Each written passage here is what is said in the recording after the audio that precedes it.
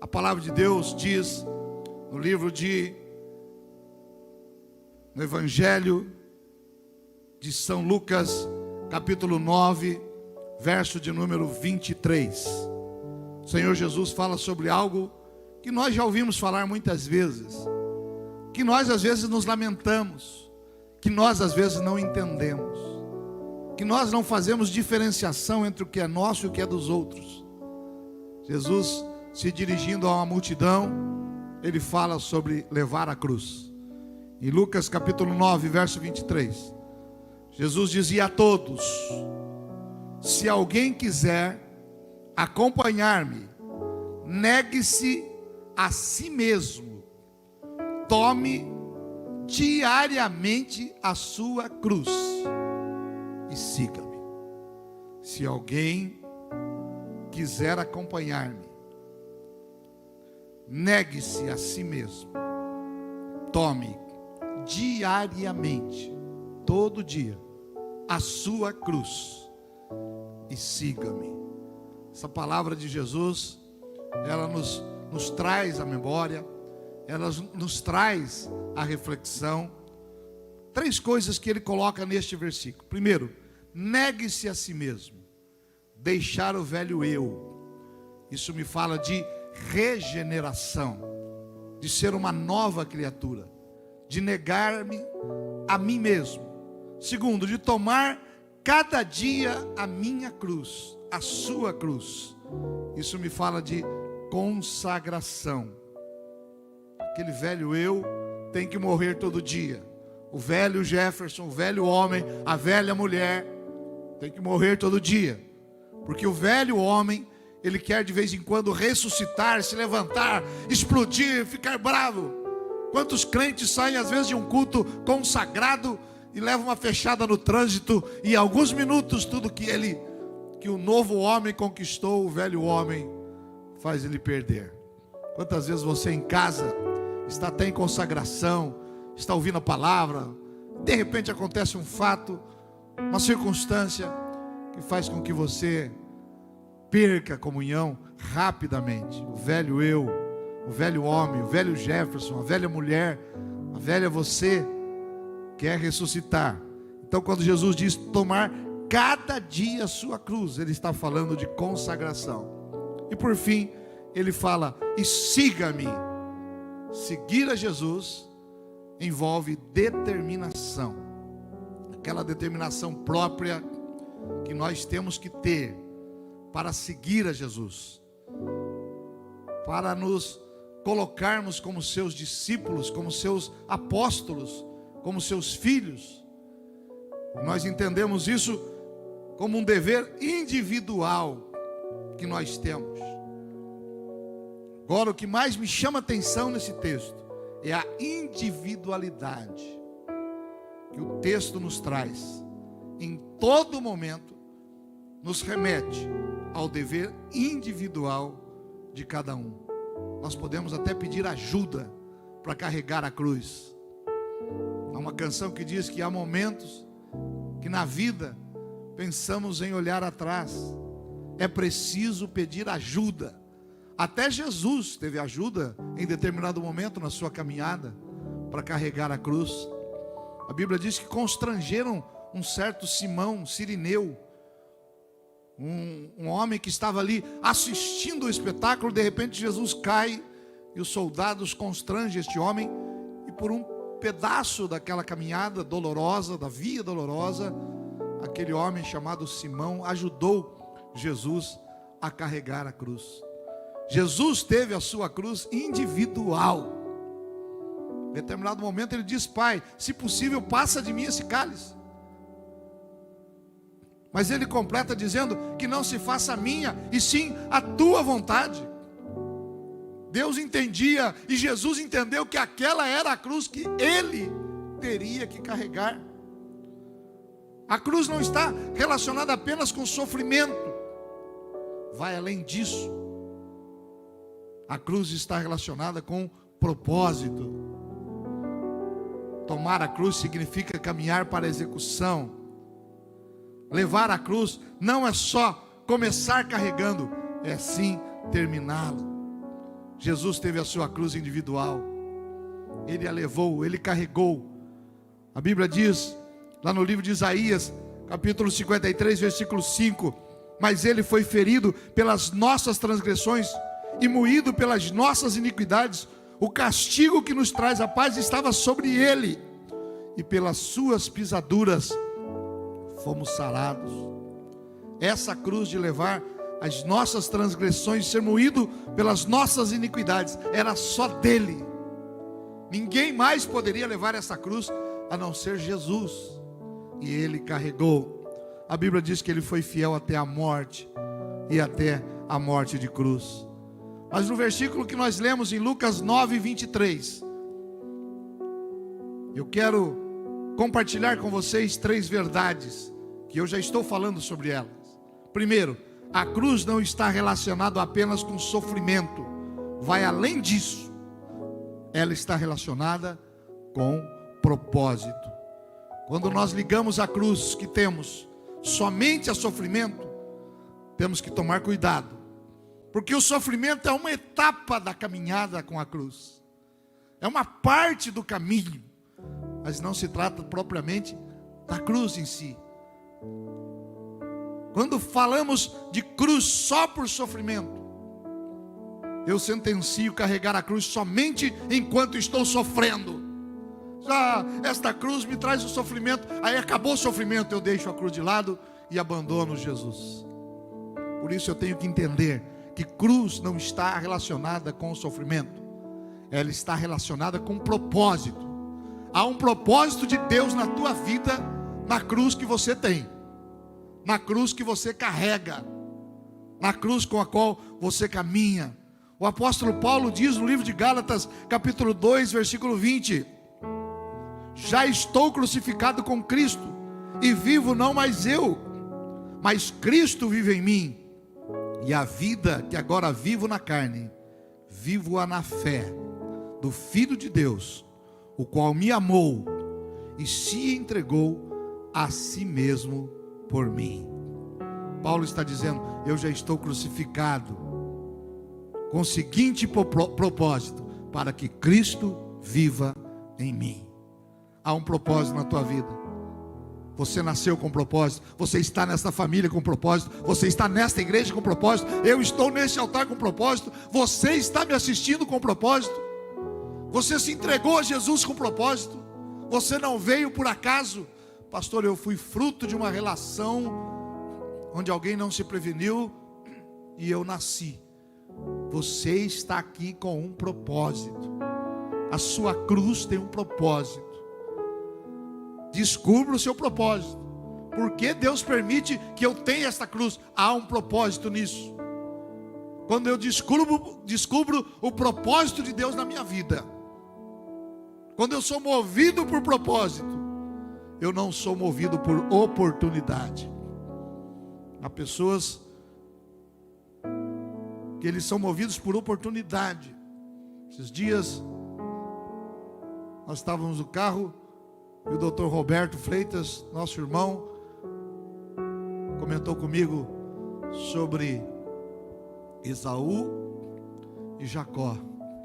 Todos conhecem a história desses 2 irmãos, que um vendeu a sua primogenitura por um prato de lentilha. Ele chegou com fome, o Jacó estava cozinhando uma sopa de lentilha, e eles: que sopa maravilhosa, me dá um pouco dessa sopa. E o Jacó disse: eu dou, mas eu quero algo em troca. O quê? A sua primogenitura, a bênção de ser o filho primogênito. E o Esaú diz assim: que me vale a primogenitura? Isso aí eu só vou pegar ela daqui muitos anos, quando o pai morrer. Eu estou com fome agora. Me dá a sopa e a primogenitura é tua. Ele trocou o propósito pela oportunidade. Pessoas que trocam propósito por oportunidade comprometem o seu futuro. Quantas pessoas que alguém diz: ele estava no lugar errado, na hora errada. Ele fez aquilo, não foi por querer. Se eu pudesse voltar atrás e mudar a história da minha vida. Porque você trocou o propósito. Quantas pessoas abandonam Jesus por uma oportunidade e se esquece que há um propósito na tua vida. Há um propósito de Jesus ter chamado você. A Bíblia diz: não foste vós que me escolheste, fui eu quem escolhi a vós. E vos nomeei para que você vá e para que você dê fruto, para que você exerça o teu propósito. Olha que coisa maravilhosa isso, queridos. A cruz não está relacionada apenas com o sofrimento. Eu tenho uma cruz, pastor. Meu filho, meu marido, minha família, ao meu trabalho, há um problema físico que eu tenho, há uma deficiência que eu tenho, uma dificuldade que eu tenho. Ai, que cruz que eu carrego. Cruz não está relacionada apenas com sofrimento. A cruz está relacionada com propósito.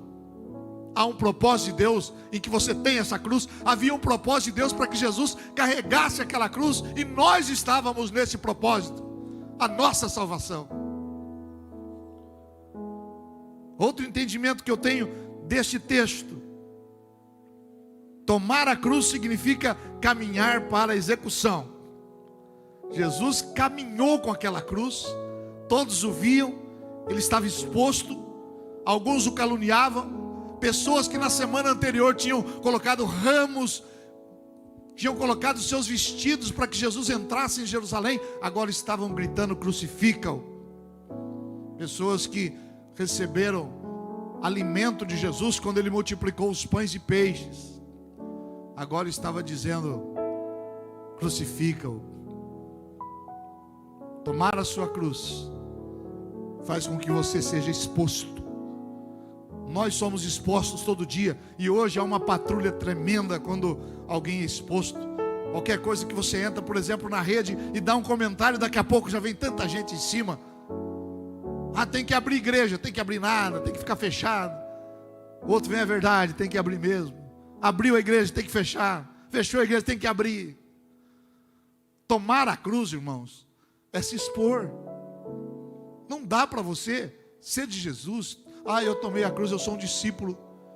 Não dá para você tomar a cruz e não se expor, porque a cruz nos expõe. Tem que saber que você é de Jesus, tem que saber que o seu coração é de Jesus, que a sua vida é de Jesus. Quando Jesus está caminhando pelas ruas de Jerusalém, quando ele está sendo exposto, açoitado, quando ele está sofrendo, as pessoas o veem. A Bíblia diz que eles tiraram a roupa, tiraram o manto de sobre Jesus, e ele se expõe. Tomar a cruz significa caminhar para a execução. João 19, 17, 18 diz: e levando ele às costas a sua cruz, saiu para o lugar chamado Calvário, que em hebraico se chama Gólgota, onde o crucificaram. E com ele outros dois, um de cada lado, e Jesus no meio. Esses dois versículos nos mostram que entre tomar a cruz e ser efetivamente executado, Jesus teve que caminhar até a execução. E nesse caminho as pessoas o difamando, xingando, batendo, cuspindo, jogando coisas contra ele, fazendo outras coisas semelhantes a estas. Quando Jesus fala sobre tomar a sua cruz, ele está dizendo sobre um estilo de vida que às vezes nos expõe. Não dá para você ter a cruz e continuar com o mesmo estilo de vida de quem não tem a cruz. Não dá para você ter compromisso com Deus e com o mundo. Não dá para você um dia louvar a Deus e outro dia não louvá-lo. Não dá para você um dia ser grato e outro dia ser ingrato. Não dá para um dia você clamar, no outro dia você murmurar. Não dá para você num dia estar ajoelhado aos pés da cruz, no outro dia estar ajoelhado diante de outras pessoas, situações, de outras conveniências. Tomar a cruz também significa ir com ela até a execução. A Bíblia diz que Jesus foi fiel até a morte de cruz. E nós vamos um dia entregar a cruz. Paulo disse no fim da sua vida, quando ele está preso em Roma, e olhe a cruz de Paulo, irmãos. Ele era um homem, um cidadão romano, ele foi preso em Roma, e ele ficou anos lá. Ele pediu papel e caneta, ele pediu óculos, porque lá na cadeia Paulo escreveu cartas, a carta a Timóteo, a carta a Filemão, outras cartas foram escritas dentro da cadeia. A cruz de Paulo estar preso tinha um propósito de Deus chegar até nós hoje. 13 cartas do Novo Testamento.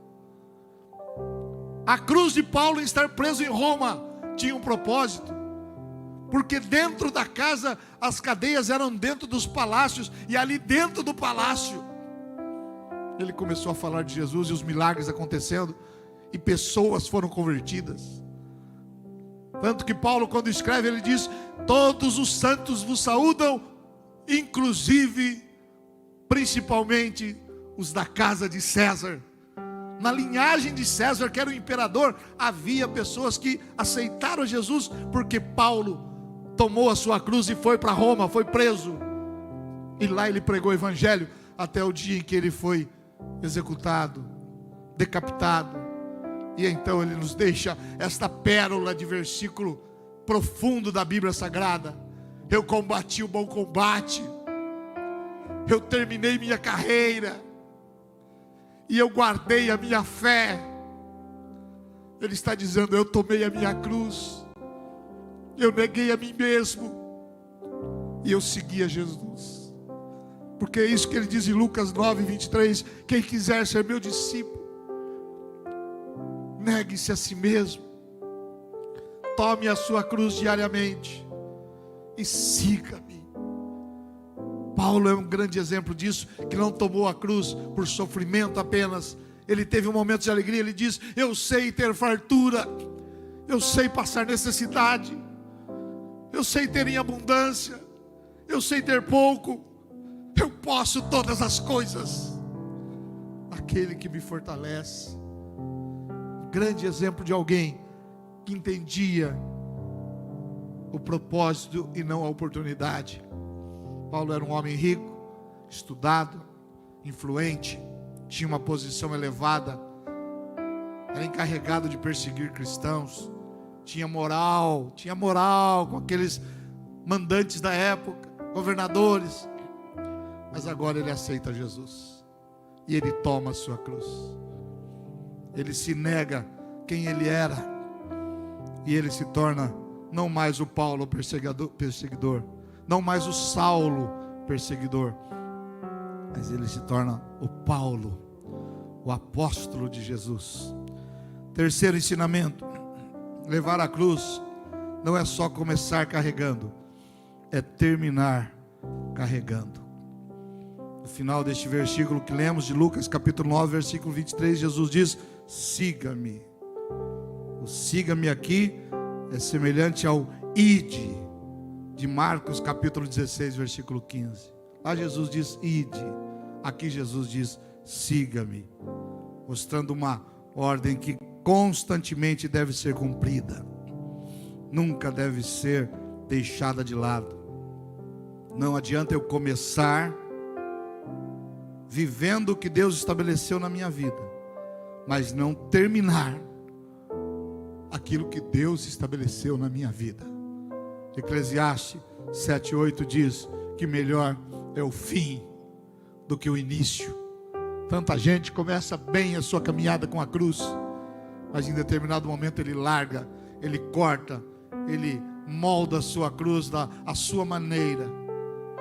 Esses dias, nesses memes da internet, alguém mandou um sobre uma cruz, alguém que está carregando uma cruz muito grande, e aquela pessoa vê passar por ela as pessoas com cruz pequena, que parece que a nossa cruz é a mais pesada, parece que o nosso problema é o maior de todos, mas não é.